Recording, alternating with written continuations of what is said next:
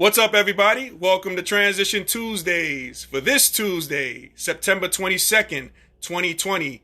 I am your host, Russ Williams. I'm so glad you could make it here today. I'm quite aware you could have been anywhere in this world today. I know you guys could have been anywhere in this world today, but you decided to be here with me, and I appreciate that. And more importantly, I appreciate you. So welcome to Transition Tuesdays, ladies and gentlemen, on this first day of autumn here, 2020 here, September 22nd. Man, we have an action-packed show today. I got two special guest stars. We're going to go over them. I'll go with them in a minute. But before I do that, I'd just like to state my intentions for Transition Tuesdays, and they never change. They never waver. My intentions are to give you the opportunity to laugh, smile, think, and engage in honest conversations about your life's transition. So that's what we do here on Transition Tuesdays. And speaking of honest conversation, I have on the Transition Tuesdays hotline my special guest. Special guest, are you there? I have two people today. Special guest, you there? We're here. All right. So now, my special guest, I'm going to bring you out the correct way and the right way on stage here. So, my special guests are basketball royalty, ladies and gentlemen, out there in my transition army. They are both educators. They've made successful stops. I say it as a duo, a tandem, this team here. They made successful stops at Truman High School, Manhattan College, my alma mater, Villanova, and UMass. And these two are the ultimate backcourt mates. All right. So, ladies and gentlemen, Transition Army, please help me welcome Steve and Harriet Lappas to Transition Tuesdays. Guys, I'm so happy to have you guys today. We're so happy to be here, Russell. Thanks for inviting us, Russ. We're really excited. No problem. Hey, so guys, I know you guys might be new to the program, but, I can't see you. But what I do is I like to make my guests comfortable. So what I'm going to do for you guys here as my backcourt mate, this dynamic duo, when I think of Steve and Harriet Lappas, I think of like dynamic duos, like, ham and eggs, peanut butter and jelly, Now, I'm going to play a song for you guys. I want to see if you guys can recognize this dynamic duo in the song that's being played. So just let me know if you can hear it. Okay, I'm going to play it right now. See what we got.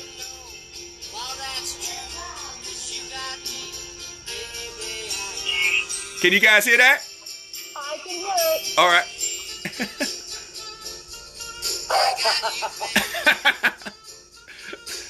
I got you, baby, right? By Sonny and Cher, right?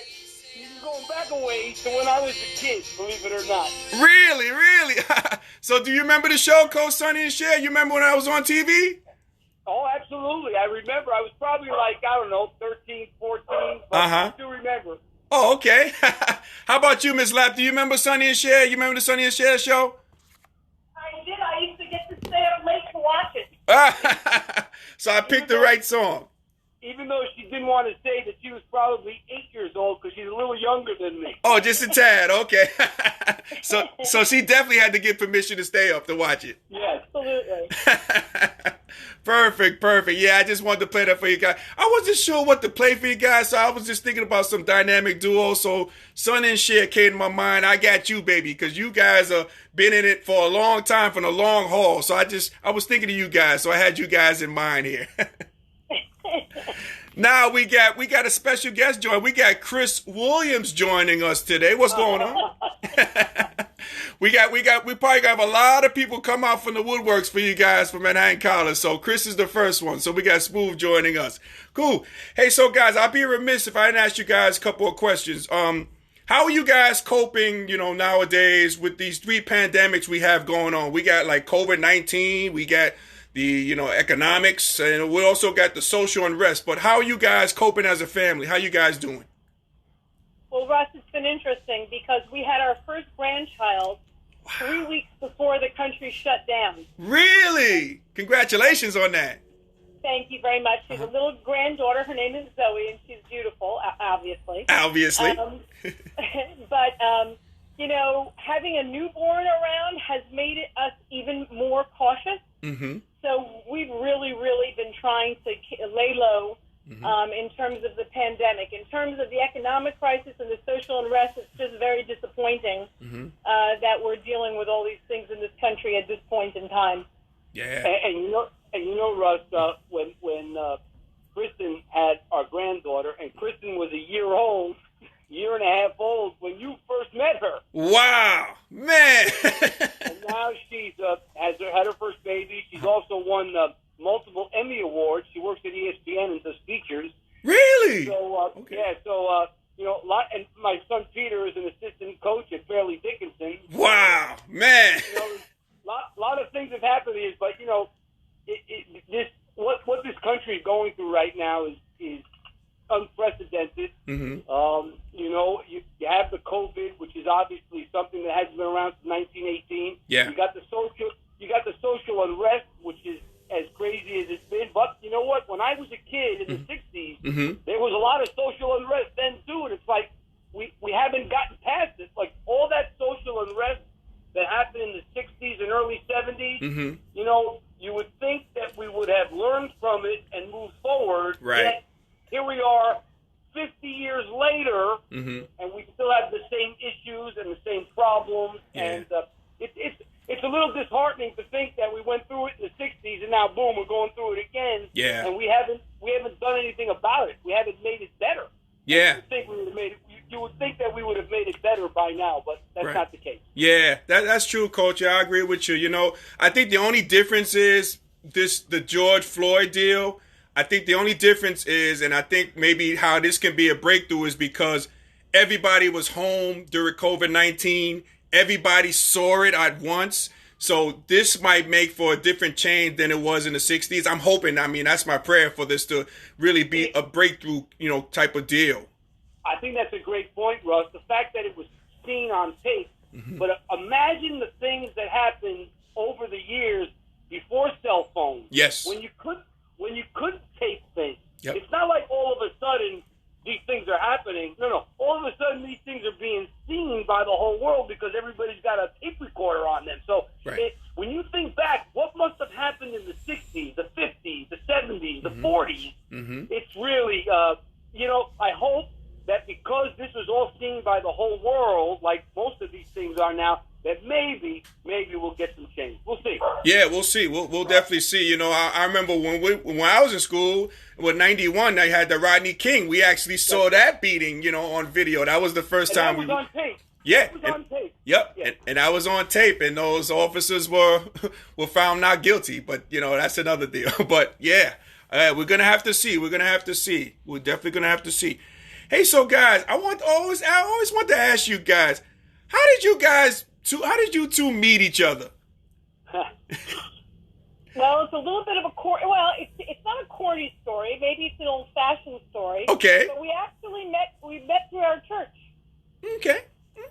Both of our parents were immigrants. They came from Greece, both of them. Uh-huh. And so the Greek Orthodox Church in New York City is the biggest in the world, but it's small compared to the Catholic Church and the Protestant Church and the Jewish faith and the Muslim faith. Mm-hmm. It's a much smaller group of people, and so it was very close-knit. So that's how we met.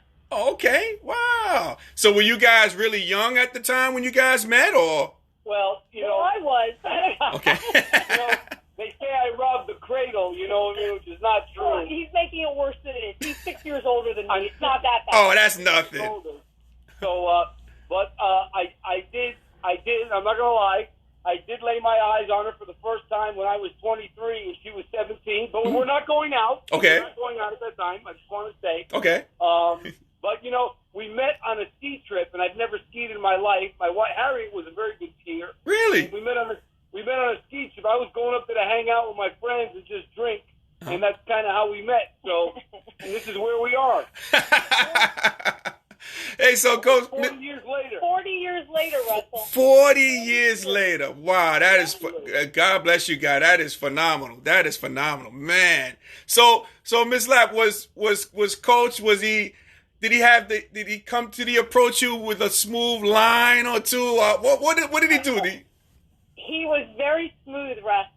Oh, really? Okay, I can see that. Come on, you surprised that I was smooth? No, I can see that, Coach. You got it. But it's just, like I said, it's just amazing how, the theme of your show is transitions, Mm-hmm. how life has so many transitions, and we've been through so many transitions together. and that each time you build history with someone, you just grow closer and closer. Mm-hmm. Absolutely, absolutely. We got Chris says, neither one of them have aged one bit. Man, that's true. This is true, man. Oh, man. Hey, you know, Miss Lapp, I want to definitely have you on the stage here today on Transition Tuesdays, because a lot of times, you know, when coaches coach, we don't hear a lot from the wives of coaches. And, you know, are you familiar, Miss Lapp, with that show Basketball Wives? You ever see that nonsense on VH1 yes, and all? I have, actually. Okay. So we know that's not you, right? So, but... No, absolutely not. Right. And it's funny about that show is because everybody on there, the name of the show is Basketball Wives, but no one's married on the show. I know, I never got that. I don't know, but but I wanted to ask you, Miss Lapp, you know, the role of a basketball, you know, quote unquote basketball wife is a tough one. So how are you able to navigate through many roles in which you played as a basketball wife? Because I would imagine, I mean, with Coach Lapp coaching myself, I would imagine Coach probably came back from practice, came to you and said, you know what, I don't know what I'm going to do with that guy, Russ Williams, man. He is the worst. I don't know. You know, honey, can you help me out? What you know, can you help me out with that? He said that about a lot of players, Russ, but never about you. That's the truth. Oh, I appreciate that. You know, there's a couple of things I think here, and we know, obviously, over the years, many people that are involved in this profession, many couples that are involved in the profession. Mm-hmm.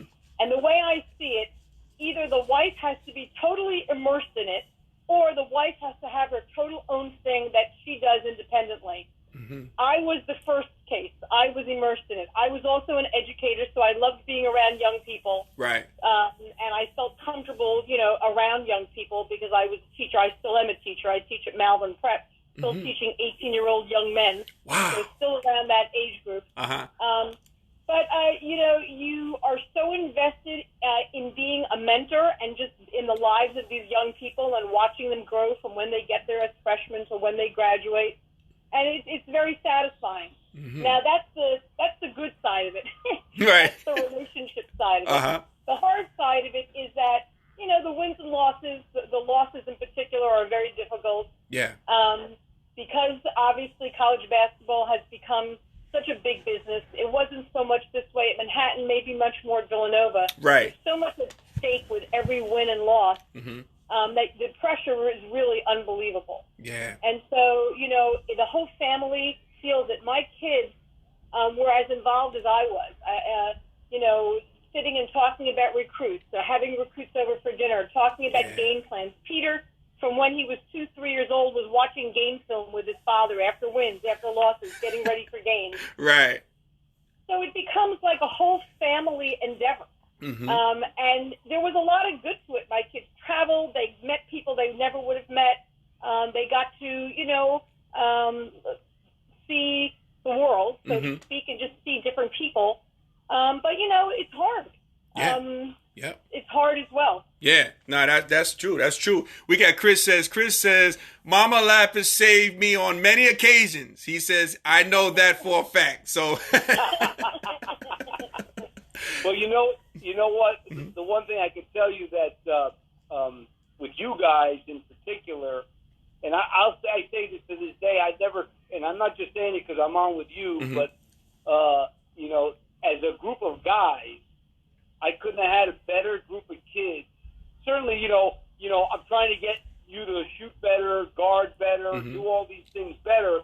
But as people, boy, you guys were really easy.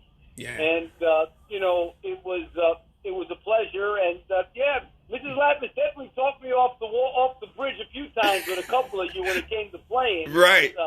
As people, you guys were the best. Oh, okay. Appreciate it. Yeah, that's true. That's true. You know, and Ms. Lapp, you mentioned a great thing like family, how like, you know, and Coach, I got to give you a lot of credit, man, because we were so structured at Manhattan College. Like when we had like recruits over, I remember getting an itinerary. Every player had an itinerary list. We knew exactly where to take the players and everything like that. And then again, we culminated the night, you know, the kids when they were going to be leaving, we always ate at your house, and we had Mrs. Lapp's famous brownies. We had to have those. So that was big. But you created such that family atmosphere, you know, which which was major. That was big for everybody, who was involved with the Manhattan College program. That was major. That was a major thing. Steve and I talked so many times because, we were at 3 different schools. He was in high school, and now he's a broadcaster for the last 15 years. Right. So there have been a lot of transitions. Yeah. But we often say that our most fun days were the days at Manhattan College. There's no doubt about that. Yeah, and you know what? I remember Russell like it was yesterday. Mm-hmm. I don't know if you remember. You were there. Mm-hmm. The first game of my coaching career at Manhattan, we played Hofstra, and Butch Van Bredekoff was the coach. Okay. And I'll never forget walking out for the game, and there were like 80 people in Dratty. Yep, that one bleacher, right? I was like, what's this? And then I think back to the last game I coached there against Wisconsin Green Bay in the postseason NIT, and they were scalping tickets outside. Yeah, right? So, it came a long way, and it was really satisfying and a lot of fun. Mm-hmm. Absolutely. And, Coach, I'll share a fun fact story for you, man. Now, I don't know if you remember this, Coach. This is going way back. Now, I was an 8th grader, and I attended the Manhattan College camp by Gordon Chiesa. Right. And I meet a young coach by the name of Steve Lappas. And, Coach, you bring me to the side basket. And you're telling me back then, as an 8th grader, going into the 8th grade, you're telling me to jump on my jump shot. Jump. You're telling me jump from the free throw line and jump on my jump shot. And I was an 8th grader at the time. I think you were at Truman at the time. I think you probably came off your state championship at Truman. Yes, I was. Yep. But I remember that. I was an 8th grader. Then little do you know, that coach was going to be coaching me at that same place, Manhattan College. That's really a great story. And, Russ, guess what? You became a really good shooter, too. I guess I jumped a little bit. I took your tutelage on that, Coach. Hey, and I know your boys always like to tease you that you used to take the first shot every game. Yeah, I know. Yeah, we got that from the last interview. Carrie Wilson, him and Chris, they were talking about, they were saying how, like, every game I took the first shot. And I never really noticed that. Neither did I. Yeah. I thought it was pretty funny that those guys did. Yep. But, I guess I had a theory on that, Coach. I was like, you know what? I need to take the first shot. If I make it, I stay in. If I miss, I'm probably going to come out. So I'm just trying to take the shot. That's not true. You were one of the guys. I didn't yank you. What are you talking about? Only when I played bad, which was often. That happened a lot. We got Tony G joining us. What's going on, Tony? Welcome to Transition Tuesdays, my man. Man, so let's talk a little bit about, let's talk about the beginning, like the Truman High School days. So you coached Rod Strickland, the great Rod Strickland, right, Coach? Yes. Mm-hmm. Man, and you guys won a state championship.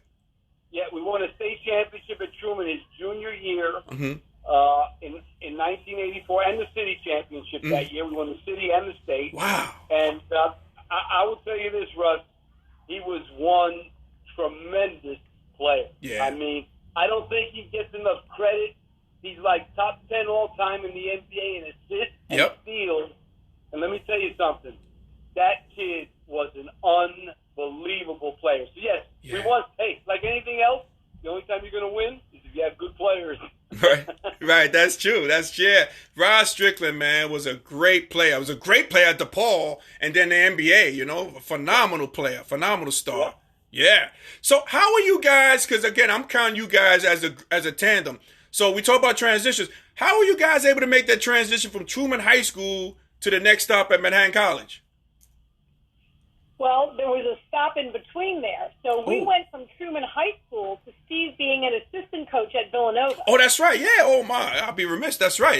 Yeah. And that might have been our hardest transition. Because we went from being in high school, we were New Yorkers.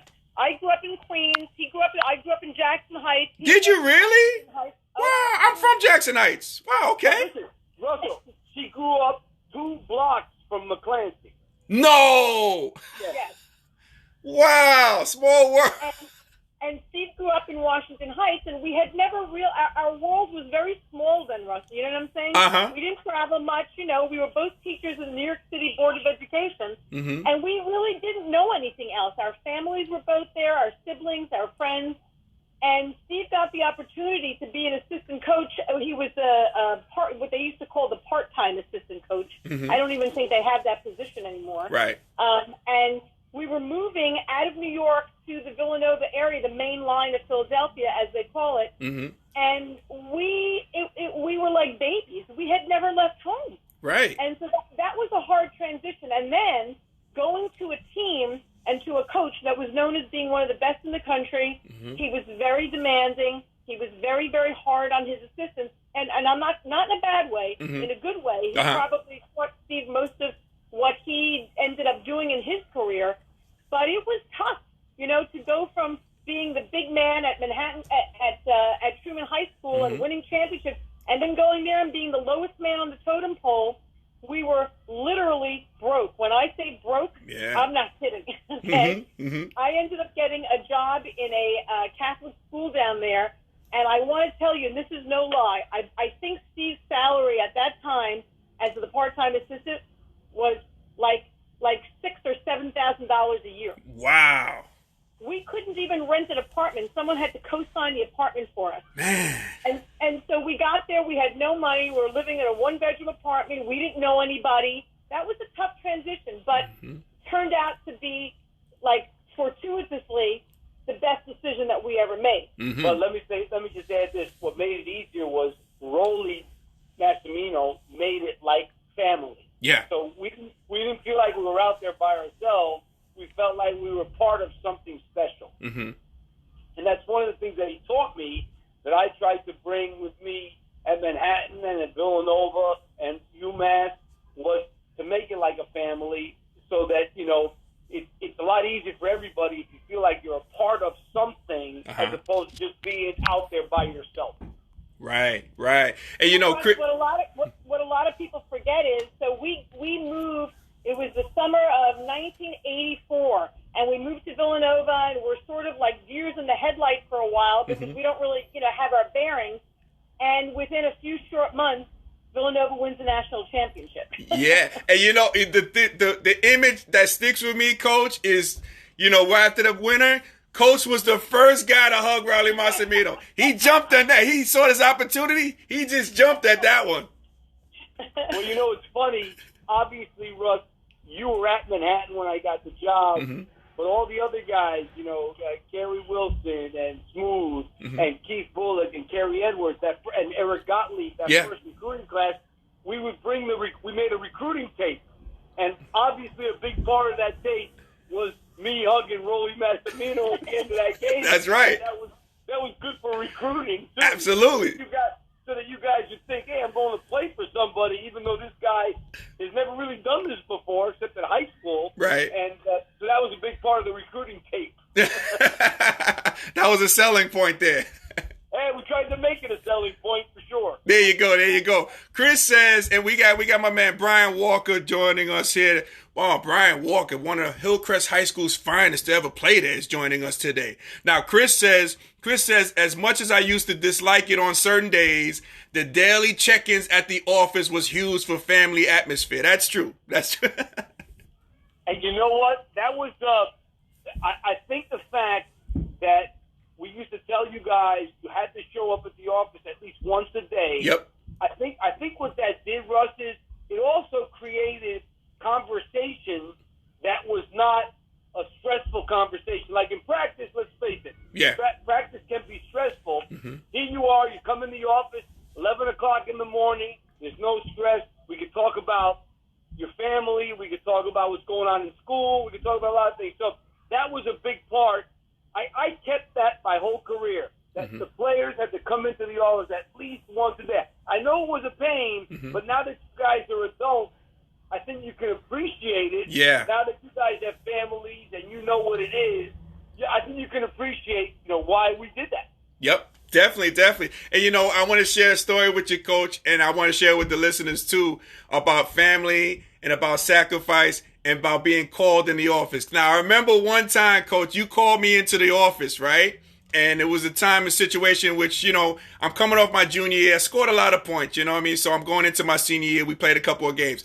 But I remember, Coach, you called me into the office. and you shared something with me that stuck with me to this day. You said to me, you said, Russ, you said, we know you can score, man, but for order for us, our team to maximize our full potential, we need a guy like yourself to penetrate, get in the lane, kick in for, help out others, create for yourself, but create for others. And I remember you telling me, you said to me, you said, now, if you do this, if you're successful with this, we're going to be successful as a team. And I remember going back to my dorm coach, and I was thinking to myself, I was like, man, how can coach come to me my senior year? I know I'm not going to make the league, but maybe I might have some overseas opportunities. Man, why is coach doing this? But then again, I got a chance to think about it. And then I thought about it. I was like, here's my coach coming to me saying, like, he believes enough in me to, I have the ability to help out my teammates and help us win. He came to me with that to make our team better. So I thought about it. And then I bought right into it. I was like, you know what? I'm going to do that. And I think when we did that and we made some changes, we were starting to roll from that. But I always wanted to thank you on that, Coach, because without that pep talk and without you, talking about you have to sacrifice for others, for the team to succeed, I don't think I would have did it. So I appreciate you coming to me and having that discussion, that family discussion in your office.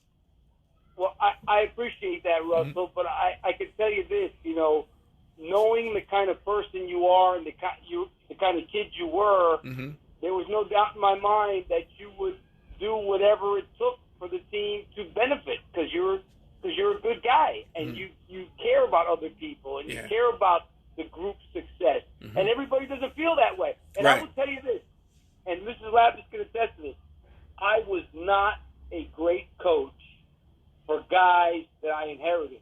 Right. And it's probably my fault. I wasn't great at Manhattan with some of the guys I inherited. I wasn't great at Villanova with some of the guys I inherited. And I wasn't great at UMass with some of the guys I inherited. I don't know if that's a fault of mine, but you were one of the guys that I inherited that just bought in right away. And I knew it.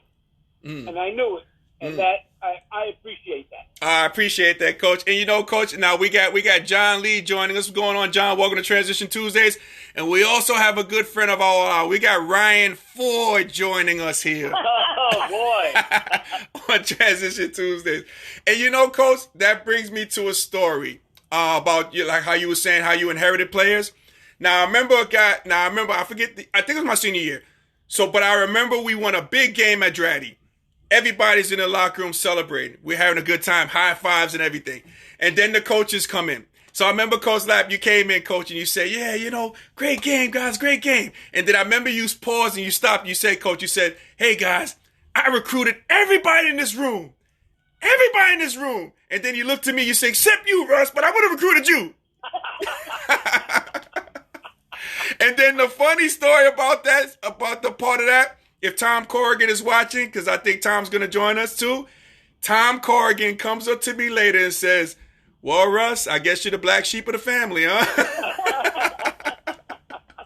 Oh, man, that's a story I always live with. But no, like you said, Coach, I bought into it, because again, you coming from a tough situation. You coming from a situation which you come into the program, you want your players. So, you got to clean, if you got a clean house, what have you, you want your players to be there. So, but getting like myself, I bought into it. A lot of the players didn't buy into it. Some people transferred. Some people bought it, didn't buy into it. But yeah, I was sold. I bought into the program because I knew, the higher heights of how it was developing. So, no, all praise to you on that, Coach.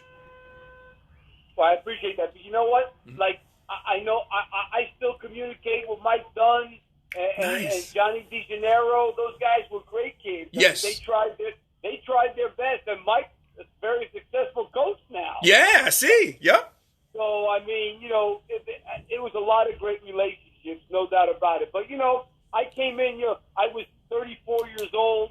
I was headstrong. I had my own ideas. I came from a very tough coach in Rolly Massimino. Right. And, he kind of toughened me up a little bit. There's no doubt about it. Yeah, man. Hey, so how did you guys get the job at Manhattan College? Like, did somebody reach out to you? Mr. Burns reach out to you guys? How did that opportunity come about? Well, obviously we had, I was an assistant at Villanova, and, I tell people to this day, obviously I grew up not far from Manhattan College, 10 minutes away, but I tell people to this day, Manhattan College didn't hire Steve Lappas. They hired the Villanova assistant. In other words, I was at Villanova. We won the national championship. I worked for Rolly Massimino, who was one of the best coaches in the country. So I was desirable, not because of who I was, but because who I was associated with. Right. And for Manhattan College, being a Catholic school, Christian Brothers, to hire an assistant from one of the most successful Catholic programs in the country was a fit. It just so happened it was Steve Lappas. So, and it was Bob Burns. Bob Burns reached out to me. I'll be honest with you, when he first did, I had one of the best assistant jobs in the country at that point. Yeah. I wasn't interested because Manhattan had a bad reputation at that point. Right. They had won like 20 games in 4 years. Yep. And Rolly said to me, you don't want that job. You get a better job. Right. But the truth is, I met with Bob Burns and I met with Brother Scanlon, and they sold me. They made all these changes. They invested in the recruiting budget. They invested by putting in the wood floor. They invested in the program. And I said, you know what? I'm going to give it a shot. Rolly Massimino told me not to take the job. Really? Yeah, he told me not to take it. He does bad job. You get a better job in 2 years. Just wait. But I just thought it was a perfect timing for me, where I grew up, where I was from. And I remember watching Manhattan in the Garden, Bill Campion and George Busey and those guys, and Charlie Mahoney. I mean, Brian Mahoney I've known well for many years. So I gave it a shot. But a lot of people advised me not to take it. Man, and Ms. Lapp, were you excited about coming back home, to New York City, once you guys decide to come? I was definitely excited about coming back to New York. But Russ, you have to realize one thing, and this is hard to explain unless you've experienced it. We just won a national championship. We just rode on a flatbed truck down Broad Street in Philadelphia for a ticker tape parade. There was so much excitement around what had just happened that to walk away from it was a little bit hard, to be honest with you. Yeah. But absolutely, coming back to New York was home, and the challenge and the I guess you might say challenge of having Steve build a program like he did at Truman High School was really appealing. And to be his own man, and to take everything he had learned over at Villanova and bring it somewhere else was very exciting. Yeah. And I can remember, again, we were young. We had a little daughter. She was less than 2 years old. Man. And it was like a new beginning. It was, you again, go back to the theme of transitions. Yeah. It was such a happy transition. It was that you had your whole life and your whole career ahead of you. Yep. So it was very uplifting. Okay, man. Hey, so guys, tell me, and Coach, tell me about your first recruit, Charles Dubra, to Manhattan College. Tell me a little bit about Charles, who passed away suddenly. But talk to me a little bit about Charles Dubra, your first recruit. You know what? I would say one of the saddest things in my career is that Charles is not with us, because I will tell you this, and Rolly, his mom had sent a tape of him to Rolly Massimino. And so I get the job, and Coach Matt says, I have a tape of this kid, he's not for us, but, you want to take a look at it? I said, sure. So, I take a look at it, and I like what I see. And the one thing, Charles Dubra, who, by the way, by his senior year became a really good player. Yes. But really struggled his first couple of years. He struggled more emotionally, being so far from home. Yeah, homesick, big time. It's a cultural change going from Texas to New York City. Yeah. So he had that to do, and I'll never forget his freshman year, and he struggled basketball-wise a little bit. He came into my office, and he said, Coach, I have to leave. I want to leave. Man. And I said, Charles, you know what I mean? I said, he says, just miss home. I said, I understand that. I said, but what people miss home, even if they're like 2 hours away their first year. So why don't you give it a chance? Come back for your sophomore year. See how it is the first month or two. And if it's no good, you leave. No problem. But his mom called me. She did not want him to leave. He said, Coach, please. I said, Mrs. Dubra, I will do whatever I can, but he's got to want to be here. You know what I mean? We can't force him to stay here. Right. And Charles came back and ended up having, I'll never forget, we go to Siena his senior year. He makes like 6 threes. Yeah. He made like 5 in that NIT game, that championship, that game against Tony Bennett. Yep. I mean, what a great leader. Yeah. What a great kid. And I will tell you this, one of the, I don't want to, it's probably not I don't want to say a highlight because it was a bad day. I went to his funeral. Yep. And they wanted me to speak. And I didn't know I was going there to speak. And there were a lot of people there. A lot of people. Yep. I remember. And it was so hard. Bob Burns was there. And the one thing that I said that the people appreciated there, I said, the good Lord must have been looking for a good point guard because that's why he took Charles Dupra. Yeah. And it's something I'll never forget. He was just an unbelievable person, the best heart, the best kid, just a kind, talk about a gentle soul. That's a gentle soul. He is sorely missed. There's no doubt about it. Absolutely. And we got Kendall joining us, his brother-in-law. He's joining us today, man. Appreciate you having you on, Kendall, man. Yeah, Charles, man, that was my kindred spirit. That was my guy there. We had a little ritual, Coach. I'm not even sure if you're aware of it, but we were co-captains my senior year. Oh yeah. And when we used to go out for the captain's huddle, and then every time I knew when Charles was ready, ready to rumble, ready to play, when he used to hit me in the back of my head, and then I had to reciprocate and hit him in the back of the head. That means we were ready to go. We did that every game. I will say this, and I coached a lot of you guys were just great kids and great people. And Charles Dubra, that's as good a person, as good a kid as you could possibly find. Absolutely. Russ, I used to say that not only was he, kind and he had a grace about him. Yeah. He really did, and he carried himself with a grace from somewhere, from the Lord or from somewhere. Great family, too. His mom, his dad. Great people. Yeah, absolutely. And I got a chance to really hang out with Charles, especially I got a chance to go to Austin, Texas and hang out with him. I mean, he introduced me to so many things. I mean, the big thing he introduced me to, because we didn't have it in New York, was Bluebell ice cream. He used to rave about that darn thing. And I used to be like, we don't have Bluebell. And then I get down there, I have Bluebell ice cream. I said, okay, Charles, now I understand why you're raving about this. This is delicious. The best ice cream I've ever had in my life. Bluebell ice cream. He went down to Austin to play against the University of Texas, and his father and mother had a nice spread for us. I'll never forget that. Yes, that's right. Yep. Really good. Absolutely. Yep. We got the Silver Fox George Sylvie joining us. What's going on, George? Welcome to Transition Tuesdays. And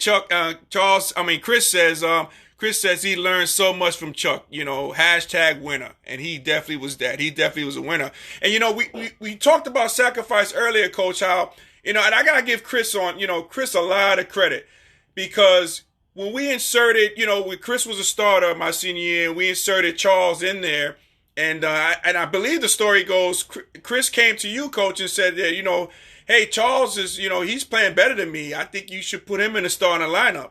And when we did, we were really we took off like a rocket. I mean, once, we had Charles in there. But I give Chris a lot of credit. A lot of guys wouldn't have been able to sacrifice the way Chris did his junior year.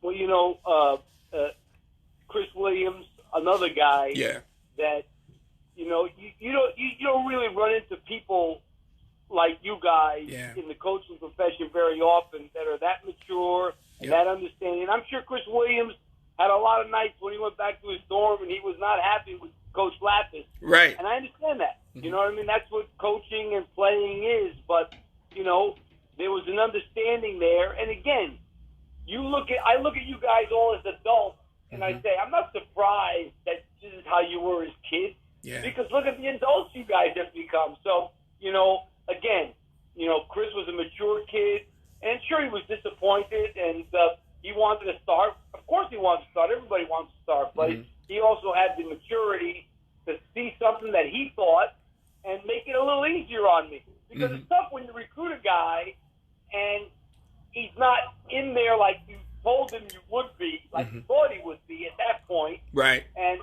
but it was nice to see Chris make that shot for Fran Fraschilla the year after I left. That was a big shot to go to the NCAA tournament. That definitely was. And now you talk about Chris's maturity. So now now Chris says this. Chris says he quotes, he says he didn't say that. He didn't say that he went to you, coach, and said that, hey, Charles should be staying. So, he should be starting. So that's what Chris says. Thanks, Chris, on the maturity level on that. We're pumping you up with that. Now you come back with that. That's okay. And then Ryan Ford says, talks about Charles Dubra. He says, great point by Harriet. He says Charles Dubra defined grace. That's the best adjective for him. So yeah, we definitely agree with what you said on that, Miss Lapp. No doubt about that. We got Tom joining. What's going on, Tom McCarthy? Welcome here to Transition Tuesdays. Great having you. So, guys, we talked about Charles Dubra, the first recruit. Now, Coach and Miss Lapp, I want you to talk about the groundbreaking recruiting class that you brought in. You brought in Keith Bullock, Eric Gottlieb, Carrie Edwards, Carrie Wilson, and Chris Williams. Talk to me, Coach. How are you able to land those guys? What selling job? How did you do that, Coach? Here's the bottom line, Russ. Playing time. Whenever I talk about players want two things. They want to play at the highest level they can, and they want playing time. And if you can get those two things together and sell it the right way, you got a chance to get them. And obviously, we had a ton of playing time. I made it very clear that I was starting over, and I would start all freshmen if that was the case, even though you were there. Yep. I just, made that clear. And I also tried to paint a vision of, here's what we're going to do. These are the steps, and we're going to get to the top. And, they've got to believe in your vision. That's the bottom line. And I think that, getting that class, I think the kids, when I think of the recruit, I remember all those home visits very vividly. And the kids believed it. The parents believed it. And what makes me most proud to this day, Russ, is that it happened. You could say a lot of things about the future, and you really never know what's going to happen. But it was great to see that in that situation, what I said is what happened. Absolutely. We got Shannon Brendel joining us. I don't know if you remember Shannon. Shannon was a great player at Manhattan College on the women's side. So she was there when we were there. We also got Derek Harrison joining. What's going on, Derek? Welcome to Transition Tuesdays. Man, so that group. So now here's the barbershop argument that we have with the guys at Manhattan College here, Coach. And maybe you want to answer this, maybe you don't, Miss Lapp. Maybe you don't want to answer this, but there's a running dialogue that we have amongst those group of people, right, Coach? Now, how would you rate? Who was your top recruit during that class? Could you do that, or do you want to do that, Coach? I don't know. Well, you know what I mean. Here's what I will say, and I don't know if I want to answer this question. Okay, you don't have to. I understand if you don't. I'll be honest with you. I thought Keith Bullock coming into that class was third or fourth. So and it ends up being the best player in the MAC. Yep. And he ends up being, and what's funny about Keith? He was not a great practice player. Keith was the worst, and I told Keith that Keith was the worst practice player I've ever seen. But when those lights came on for games, totally different guy. Here's the thing, Russ. It's not like he didn't play hard in practice. He played hard in practice. He did a lot of things. It's not like he was dogging it. He never dogged it ever. He played hard. Right. But he wasn't as effective in practice as he was in games. Like, if you came to watch Keith Bullock, his, his freshman year in practice, you would never say, this guy's going to score 2,500 points. No, right? Yes. Never. Nope. Right. You know, it just goes to show you that. And now we thought he was going to be a good player, Mm-hmm. but we had questions. You know, he was kind of a 6'6" inside player. Is he going to be able to do that? Yep. Guess what? He did it at a high level, no doubt about it. So you never know with recruiting. Yep. This is so true, man. This is so true. And Coach, way to dodge that question too. I appreciate that too. Don't worry about that. I know we were on that. They were all number one in your heart, so I understand that too. And Ryan says, so now Steve is trying to soft shoe his love for Bullock. That's what Ryan said. Not me. That's what Ryan said. Oh, man. Oh, man. Yeah, so, you know what, Coach? I want to always ask you this question, sir. And Ms. Lapp, you can answer it as well, but do you have any regrets? Like, you know, I know you took the job at Villanova, and then you saw those guys, you know, they graduated with a championship. Do you have any regrets, Coach, by leaving and not seeing the mission totally through on the coaching end? I have, Villanova was great. I was there 9 years. Yeah. But Great opportunity, too. I'm somewhat disappointed that I didn't get to see it through completely at Manhattan. Yeah, Right. I am. Yeah. And, chances are, if I didn't take the Villanova job that year, there's a good chance I'd have been the St. John's coach a year or 2 years later, without a question, with the success that you guys had. Right. So there's definitely a piece of me that feels bad about not having seen. I mean, we lost that tough game in LaSalle. When Bron Holland made that shot with 10 seconds. Oh, that guy. You know, in Albany that time, after Jamal Marshall had gotten hurt the first game. Yep. It was just so. I mean, we could have won it that year. We didn't. And yeah, I'm a little sorry that I didn't see us through and get that NCAA tournament bid. That Bradford Shields did a great job. Yeah. Inheriting those guys and you guys and doing what he did. So yeah, I'm a little. There's a piece of me that will always be disappointed that I didn't really see it 100% through. Yeah. But Yeah. one thing, Russ, is the truth.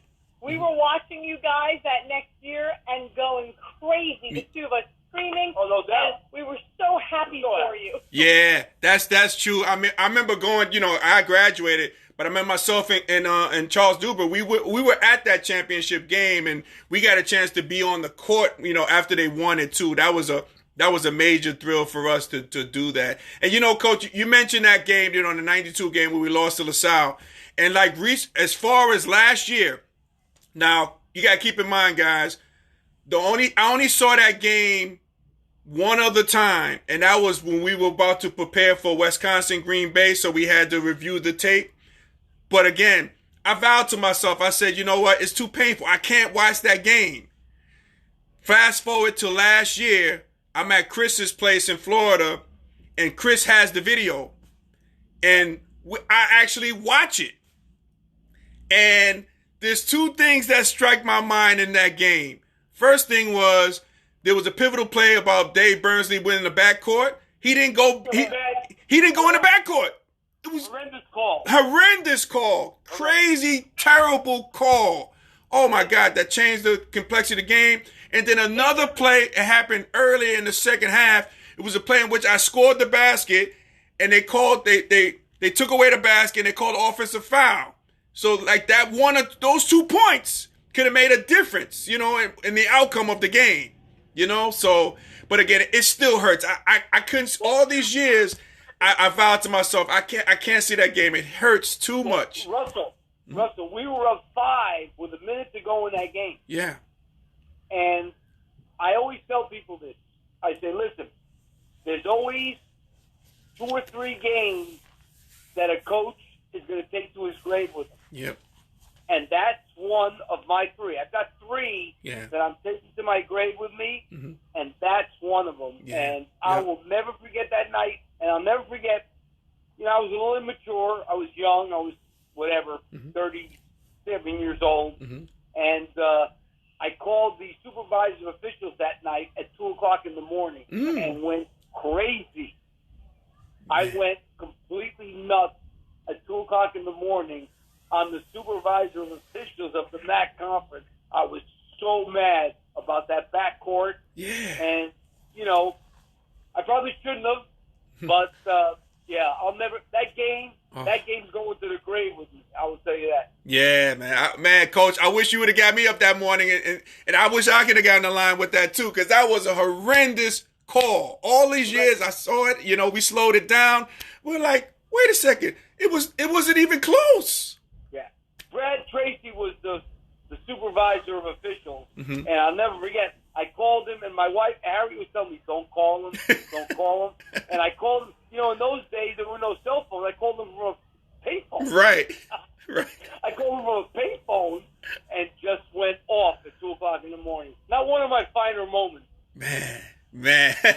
But you know what, Coach? I want to talk about a final moment, how you got inducted to the Manhattan College Athletic Hall of Fame.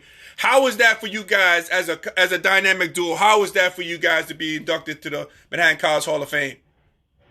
You know, Russ, they talk about the circle of life, you know what I mean? And how, you know, you live your life and it comes full circle. And that was just an unbelievable moment because that, like I said before, that was the beginning of our journey with Manhattan College. Right. And to be recognized in that way, even though, you know, we weren't there for the national or for the NCAA tournament game. Right. And really, if you look at the record over 4 years, it's not really that great. I mean, yes, obviously the last year was phenomenal, but it was. I think that Manhattan recognized it was the beginning. It was a turn of events for the university's basketball program. Yeah. That from winning 20 games over 5 years to really since then being, you know, a perennial, you know, power in the MAC. Yeah. Always, you know, competing for the top half of the league. And I really believe that they recognized that, and that just made me proud of my husband. Yeah. Because, you know, he wasn't there for the big championship or the big game, but he put in all the hard work to get them there. Yeah. So I was happy they recognized that. I appreciate so much, Russ, because you look at my record, that is not a Hall of Fame record anywhere. You're 56 and 62. I know it like the back of my hand. You know, but it doesn't really tell the whole story. Yeah. And I understand that. And I appreciate the fact that, you know, Manhattan realized and understood that this was the start of something pretty good. Yeah. And so I'm humbled by it, and I appreciate it. But, you know, if you ask somebody, you know, this guy deserves to be in the Hall of Fame, unless they know the whole story, they'll say, well, how's this guy in the Hall of Fame? Right. Yeah. And, you know, Coach, you guys were responsible for changing the culture at Manhattan College, because when I got there, you know, with another coach, the culture was totally different. You know, I had on here 2 weeks ago, I had Steve Boyle on here, in which, you know, we go to Brother Scanlon's his office, and we talk about we wanted a coaching change. And that coaching change became yourself there, Coach. But again, you are credited for changing the culture of Manhattan College basketball. Like you upset, you know, you uprooted the apple cart there. Because of the way you changed the culture and made it like fashionable and acceptable to go to Manhattan College, you set that blueprint. And I think because of that, I mean, that's the main thing, I think, why, you know, you are Hall of Fame coach at Manhattan College, by changing the culture of it.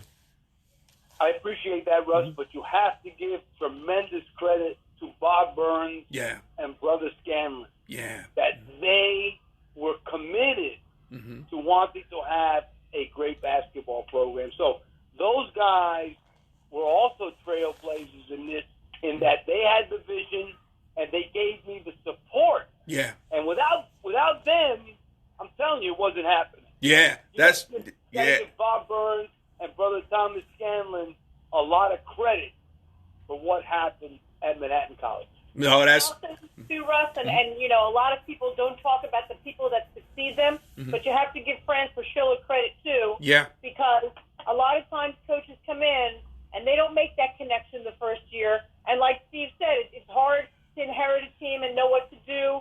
And he just took it and ran with it and really kind of kept things the same in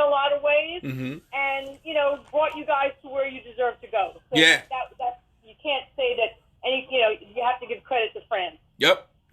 But it starts with Lappas. The tree of Lappas, and then everybody else, follows suit. So a lot of credit there, Coach. And Coach, you mentioned Bob Burns. Now, with Bob Burns' tutelage, and I'll share a story with you guys. You probably don't even know this story, but my senior year, we're going for our first MAC regular season title. And I remember we're playing St. Peter's, and we're playing St. Peter's for the second time in like less than a week. So a lot was on the line for that game. And I remember creating this little white lie, Cole, this little white lie that I told the players. I said, "Hey guys, listen, man." I said, I just got talking to Mr. Burns. He told me, he says, "Hey man, if we win this game, we wrap up this regular season title, he's gonna get us championship rings." Now, Mr. Burns didn't know about this story, everything. The play, I remember Jake DeValley's face when I told that to everybody. Everybody's excited. Jake DeValley looked at me like, "Russ, you are crazy. We're not getting any damn rings. What are you talking about?" But again, told the story, right? So we fast forward to 10 years later after the championship. I told Mr. Burns that story. Mr. Burns, hey, look, I had to share this story with you. I told the guys, hey, look, we were going to get championship rings, and we never got the championship rings. He says, "Man, Russ, you should have told me earlier, man. Let's take care of this." He went in there, and then he got us championship rings to celebrate the 10-year anniversary of it. Oh, that's great. Yeah. That's a great story. Yep. That's the guy who Bob Burns was as the AD at Manhattan College, and I appreciate him for that. Great tutelage, getting the people in position for the program to succeed. No doubt. Yeah. Hey, so guys, couple of questions for you. And I got a couple more questions for you guys, and I appreciate having you guys on. What were some of your proudest moments? Let's take Truman High School, and I can take you guys individually. What was your proudest moment at Truman High School? And we're going to talk about all your stops, Coach and Miss Lapp. We're going to talk about all your stops, but what were you thinking your proudest moment was at Truman High School? Let's start with that one first.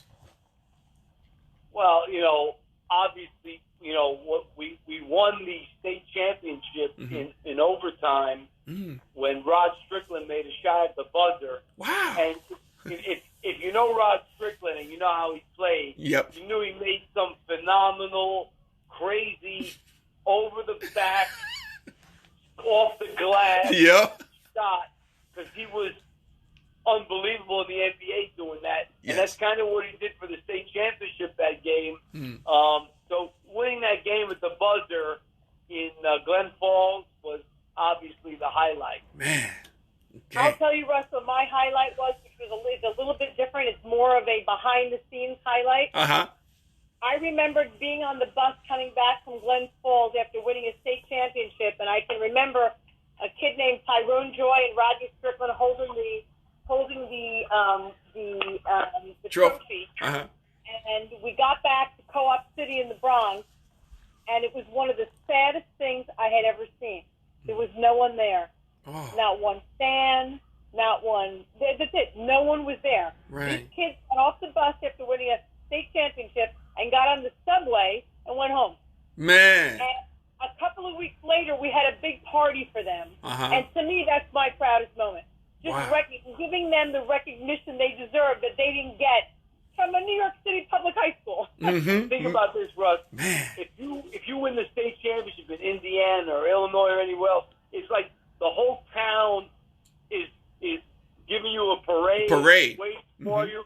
We got back to Truman High School. There wasn't one person there. We just won the state championship. So that's kind of New York in a lot of ways. Yep, that's true. That's what happened. Oh, man. So talk to me a little about your proudest moment at Manhattan College.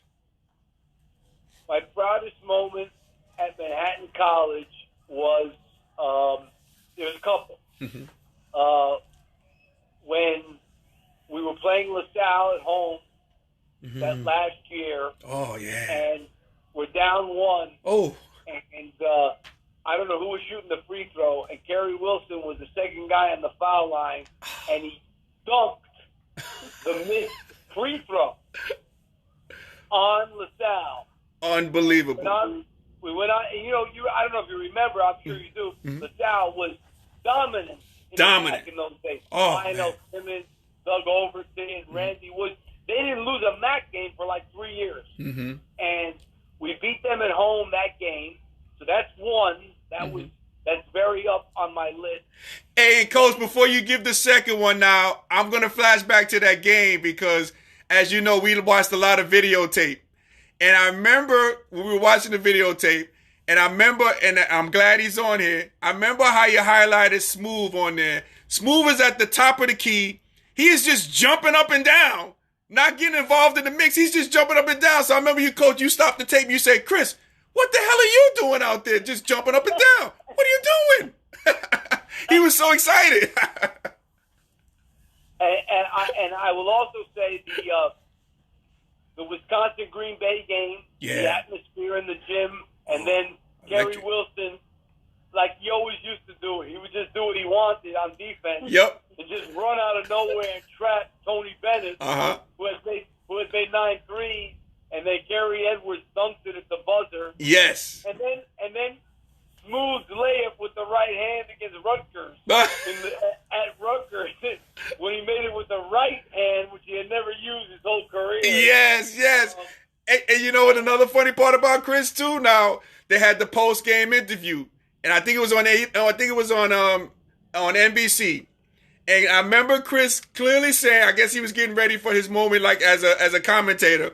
I remember Chris saying, hey, yeah, I'm happy for my teammates. I'm happy for my coaches. But most importantly, I'm happy for myself for making that layup. I remember that. I remember coming into the locker room after that game when we won, and I said, and Smooth, you made a layup with your right hand. Incredible, memorable moment. Oh, man. What about at Nova, guys? What were your proudest moments at Nova? Villanova. You know, we had a bunch. You know, winning the Big East championship at Madison Square Garden. Yeah. Winning the NIT championship and cutting those nets down. You know, I got some great pictures of cutting the nets down after we won the Big East. We beat Connecticut by 25 points in the championship game. So we had a bunch. Another really good memory at Villanova was we were in the Maui tournament, or was it Maui? And we were the only team. Steve was the only coach, non-conference, to ever beat Dean Smith twice in 1 year. Wow. That statistic always sticks out to me, but I was always proud of that statistic, that no one in his career beat him twice in the same year. Well, so we played North Carolina and Maui. They've got Anton Jameson, Vince Carter, right? You know, Okalaja, Jeff McInnes, and we beat him at the buzzer in Maui. Man. Then we play him in the Spectrum. It just so happened we had a game schedule for that year. We play him in the Spectrum in front of a sold-out national TV audience and beat him by 25. Man. In the Spectrum. So, yeah, that was we had some really good teams at Villanova, no doubt. Definitely. A lot of great moments. Definitely. How about last stop at UMass? UMass was a little tough. Yeah. You know, we were only there 4 years. We beat Oregon my first year. We won a game at NC State my first year. Beating Connecticut when they were defending national champions. We beat Connecticut at the buzzer when they were like number 2 in the country. Man. So we had definitely some good wins there too. You know, got a lot of great memories from a lot of places. Man, that is cool, man. And you know, I'll be remiss if I don't bring this out here. Now, guys, I know we talked about, you know, our run at Manhattan College. I have in front of me right now, Coach. I got this from Terry Gaffney. Terry Gaffney is he's the president of the alumni relations at Manhattan College, and he gave me this. I have this in my possession, guys, and I'll get this to you, a copy of it. This is a copy of the program of the NIT game we played at Notre Dame. It's the last game you coached, and it's the last game, you know, you coached at Manhattan. And it's the last game that I played in. I have the actual program of the game. That's great. And it was only 25 cents. I'm looking at this here. The program was... And let me tell you this, Russ. That was a rough... We beat Rutgers. I'll never forget it. So we beat Rutgers at the buzzer on a Monday night. Right. And we're at... what's the place we always used to have pregame meal at? Double days, yep. Me and the whole staff and my family were all at Doubleday celebrating. And what's his name? Tex. Remember Tex? He owned the place? Yes, There's a phone call for you. And it was Bob Burns telling me we're playing Notre Dame. Now, you got to understand, it's like 11:30 on Monday night. Right. We're playing at Notre Dame on Wednesday. I'm like, what? Come on. I'm like, you're kidding. Like, it's 11 o'clock, 11:30, and we're going on Monday, and Notre Dame obviously getting there. Yeah. You got to fly to Chicago, you got to connect. Yeah. I mean, I'm like, really? Yeah. And we had to go to Notre Dame. We had no chance. No. They were good. Don't get me wrong. They had LaFonso Ellis and Elmer Bennett, those guys. Mm-hmm. They were good. Don't get me wrong. But we had no chance. Yeah. We had to come into the office, watch tape, get on 2 planes. We had no chance of winning that game. Yeah. That was a big disappointment, I have to say. Yeah. That's where we had to go, and that quickly. Yeah, the turnaround. Yeah. Yep. Terrible. Yeah, because I remember you calling our room and you were like, guys, pack your bags. We about to go to South Bend. We were like, God damn. Like in 10 hours. Yeah. Yep, in 10 hours. Pack your bags. And they were good. Don't get me wrong. They were good, but we had no chance. Yeah, that's true. Man, okay. Hey, so talk to me a little bit. Okay, so now you leave the coaching aspect. So now, and Coach Lapp, man, I got to applaud you, man. You are a star on TV, man. I'm seeing you, you're doing these games. You got some awards. What they call them, the Lappies on awards that they give out and stuff like that. I'm like, man, Coach. So, Coach, talk to me a little about the transition from being a coach to being a, basketball TV analyst. Talk to me about that transition. And talk to me also, Ms. Lapp, talk to me about the transition that you have to make, too, because of that. Well, first for me, I really, after I got let go at UMass, which I thought was premature because I thought we were going to be really good, but whatever, happened. Right. I decided I wanted to try this for a year or 2. I didn't think it was going to be 15 years, but it's worked out great. CBS has been really good to me. Yeah. I've got a great lifestyle. Mm-hmm. I'm doing the NCAA tournament now, so I'm doing some of the biggest games of the year. Yeah. So, I never thought this would. I miss coaching. I miss being with the players. I miss being in practice. I miss being part of a team.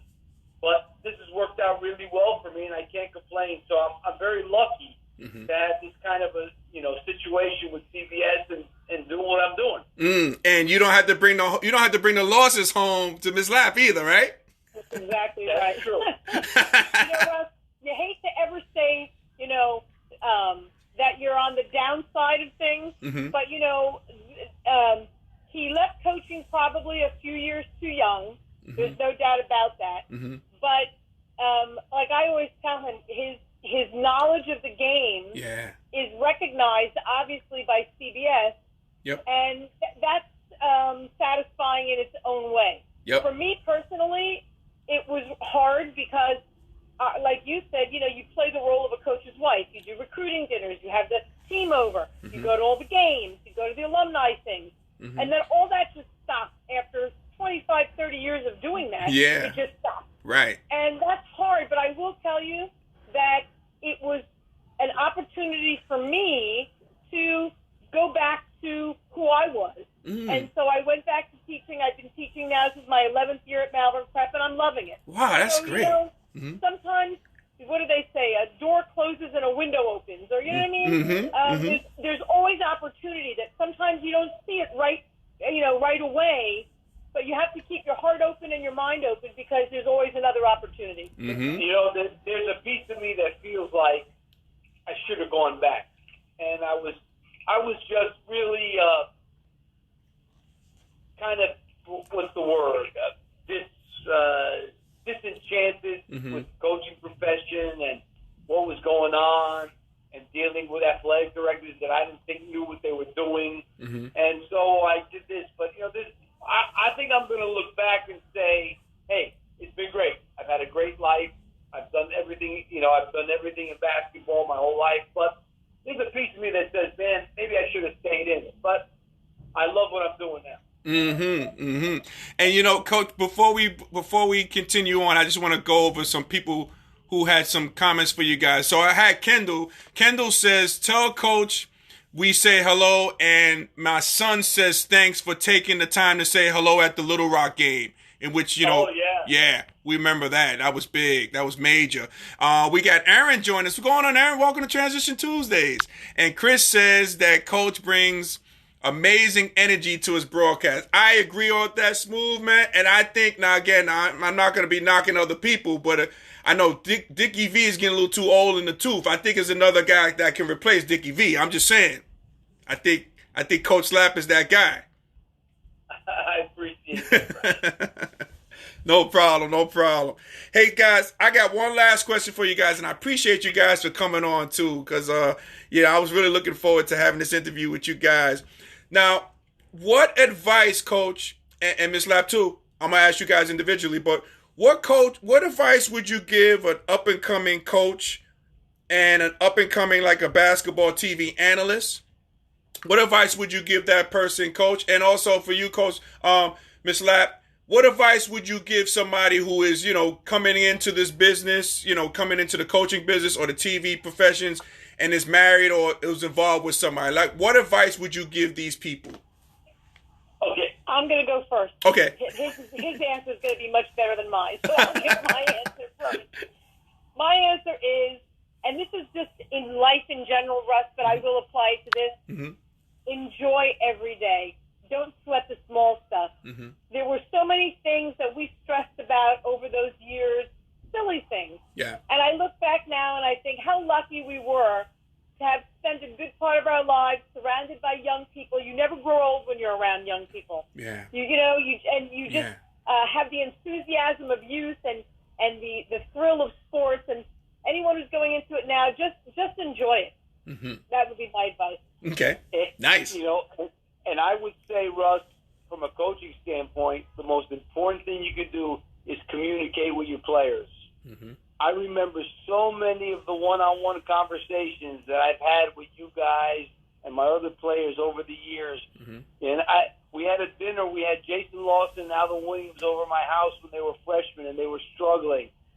It's about communicating. I remember having these philosophical, and I know you know he's a philosophical guy, with Kerry Wilson, mm-hmm. having so many philosophical conversations with Kerry Wilson while I was coaching him.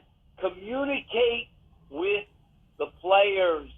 Mm-hmm. If they understand you and you understand them, there's a much better chance they're going to try and do what you want them to do, mm-hmm. if they understand where you're coming from. So my number one thing to any coach is communicate with your players. Mm-hmm. Broadcasting's a little different. Broadcasting, you can know the game, but you still have to communicate it, and it's still got to come off on TV. And so I can't, TV's a different thing, because I don't want to say either you can do it or you can't, but I think there's a lot of that in TV. Right. Either you're kind of geared for it, mm-hmm. and you're a teacher and you can explain things that you see, or you don't. Mm-hmm. And it's all communication. You know what? TV's communication too. Communicate mm-hmm. with the audience. So the number one thing I will tell you, certainly as a coach, communicate with your players. Know where they're coming from. Understand them. Have them know what kind of person you are, mm-hmm. and that way there's a better chance they're going to want to do what you want them to do if they believe in you. Right. The only way you can do that is communicating. And TV, same thing. Communicate mm-hmm. with the viewers. Teach them what you're watching, and hope that it translates. Mm-hmm. Mm-hmm. We got Derek Harrison. Derek Harrison says, tell the guys he worked at the summer camps at Villanova, and he says you guys helped jumpstart his coaching career, him and his brother. The Eric and Derek, the twins, the Harrison twins here in Queens. I remember the Harrison twins very well. Oh, okay, yep. Those are neighbors of mine in Queens. Yep, the twins. We used to call them the Rock Twins. That's what we used to call them. That is super. And Chris says it all works out in the end. It's all going to be fine in the end. That was Chris Williams' main line. That's right. Yep, that's true. One last question before I let you guys leave. I'll be remiss if I didn't ask you this. Guys, what's the secret to staying married? Wow. You have to wake up every day next to your best friend. That's it. You got to be best friends. Nice.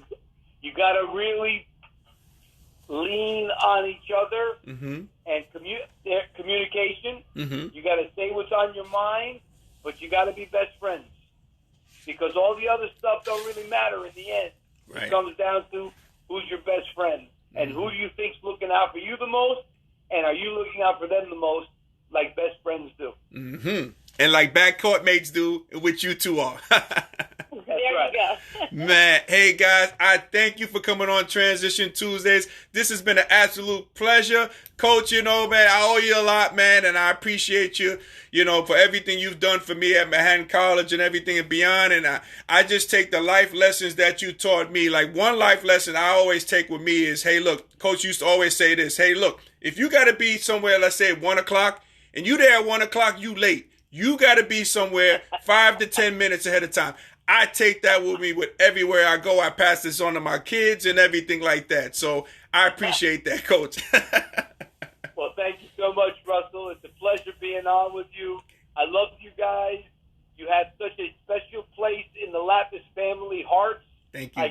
Including my kids, including Peter Lappas, who wasn't even alive when you guys were playing for me. Right. He finds you guys very special. No, we appreciate it. Nah, thank you for coming on. And Miss Lappas, I'm so glad you got a chance to come on because a lot of times, like I tell people all the time, we don't hear the stories from the wives of basketball coaches. You know what I mean? You eloquently broke that down, and that's why I was so excited to have you on today, Miss Lappas. So I know you were able to break that down eloquently, and I appreciate having you on as well.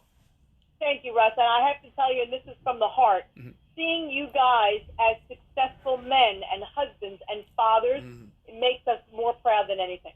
Oh, thank you so much. I appreciate it. Appreciate that, guys. All right, guys. Thank you so much. And we'll be talking down the road. And Coach, Coach, when we do have a basketball season, I know I'm going to see you on TV with the Lappies and awards and all that good stuff, having a good time. All right, Russell. Thank you. Okay, take care, guys. Take care. Okay. That was Steve and Harriet Lappas joining us today on Transition Tuesdays. Phenomenal interview, phenomenal discussion with those guys. Absolutely great. Oh, thank you for coming on, guys. Appreciate it. So sorry I didn't get all the comments in. My apologies for that, guys. My apologies. We were having such a good time talking. Oh, my apologies. Don't charge it to my heart. I mean, charge it to my brain, not my heart. Okay? I'm sorry about that. So, Derek says, another good one, Russ. Keep it up. Appreciate that, Derek. Hey, man. Good stuff. Coach shouted you out. He remembers you, my man. I remember you from the neighborhood too, brother. Appreciate that. Chris says good stuff as well. Yeah, but don't go anywhere, guys. We're not done yet. As we do transitions here, right? We're going to do a transition. What I want to talk about, and I appreciate that, Shannon. Thank you, Shannon. Great interview. Appreciate that, Shannon. Thank you. So, want to talk about, before we head on out, briefly, if we could, the loss of Ruth Bader Ginsburg, who was affectionately known as the notorious RBG, which is pretty funny too, after the late great notorious B.I.G. She served as a U.S. Supreme Court from 1993 until her death this past Friday. And, we have, unfortunately, you have some Republicans trying to fill this seat already before we elect a new president. I mean, that's the sad state of affairs. And I'm going to go back to my boy, Kerry Wilson. I wish he was on here because Kerry Wilson always has a phrase. Kerry Wilson says, man, people are not even cold in the box yet before we doing this stuff, which is so sad. But, the race is on to try to fill that seat. And, but the phenomenal lady, RBG, a person who fought for women's rights. I was watching the story about a documentary about her, and it talked about, hold on one second. Okay. And it talked about how, one sec, guys. And it talked about how, she had the great support from her husband. Her husband was the greatest supporter, her biggest cheerleader, in her fight for rights and justice for women, when she served on the Supreme Court. So, oh man, she will be missed. Was a was a great person in the Supreme Court, and her legacy is going to live on as well. And looking forward to, I'm sure there are going to be movies about her and the whole nine. So this isn't the last we're going to hear of the notorious RBG. So I want to talk a little bit about that.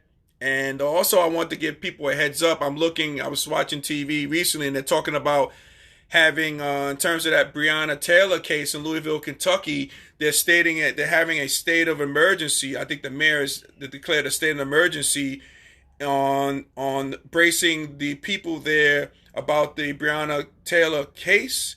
So my thing is, if they're gonna have a state of emergency, are they expecting bad news? So I don't know. We have to really watch that. And again, such a travesty. It's such a shame how in the Breonna Taylor case there has been no arrest in this 100+ days, no arrest in the shooting. I know the family got money, but again, there's no arrest. So we need to watch that. The state of emergency has been placed in Louisville, Kentucky, because the verdict's about to come down in that case. If they're gonna convict those officers in the shooting, at least the one officer, I guess, who did the shooting. Maybe that's not gonna be the case. Maybe that's why they're having a state of emergency. But that might be something we might have to watch. We might have to definitely watch that and keep our eyes on that. So just say her name, like they said, Breonna Taylor. Let's keep that. Let's keep that going. And again, just keep aware. We got to keep people's names in our hearts and minds. George Floyd. People like that. Young man who got shot 7 times. We gotta keep these people in our thoughts and prayers, and before we can have actual change. The change that we want to see happen. We got to keep these people's minds. We got to keep these people, in the limelight, because these stories they come and they go. But we got to keep this, especially this Breonna Taylor case. We got to keep this in our midst, in our peripherals. We definitely got to do that. So, ladies and gentlemen, if we were able to make you laugh, smile, or think throughout this broadcast, my good friends, you have accomplished something major today. So celebrate your victory. Celebrate your victory. Be it big or small, celebrate your victory. Okay? As I play my theme music, that's going to ride us out. So again, guys, I want to thank you guys from the bottom of my heart for you guys watching Transition Tuesdays each and every Tuesdays. I appreciate that. Thank you so much. If you don't follow me, I would love for you to follow me on Instagram at rwilltransitions. That's rwilltransitions. Check me out there on Instagram. You can always follow me. I got a couple of things slated. Hey guys, tomorrow, in case I forget, tomorrow I'm going to be on Instagram, IG Live. I'm going to be on the show called Basketball Heads, New York City Stories. Myself, Russ Williams, I'm going to be there. So join me on Instagram, man. Go to Basketball Heads NYC. Go there. Check it out. I'll be on there. I'll be an interview tomorrow at 8 o'clock on Instagram. Check a look at that, okay? I can't wait. I'm excited about talking hoops. It's talking New York hoops. Basketball Heads. So I'll be there tomorrow, 8 o'clock on Instagram, on IG. I'll be there, okay? If you haven't got my book, Transition Game Plan, Simple Steps to Achieving Personal Success, you can get that on Amazon.com. You can always inbox me. I can send you a signed copy. I can do that just for you, okay? We can do that. I can do that for you, okay? So we can do that. So, and I'll be remiss. Oh, my God. I'll be remiss, and I'll be getting in a lot of trouble. Taya, happy birthday. Happy belated birthday to you, sweetheart. My daughter, Taya, turned 19 yesterday. She's on the campus of LSU. She's doing her thing. So again, happy belated birthday to you, sweetheart. Love you, doll. Love you, love you, love you. So as we always say in parting, ladies and gentlemen, Transition Army, happy transitioning, and we'll talk to you soon. Take care, everybody. One love.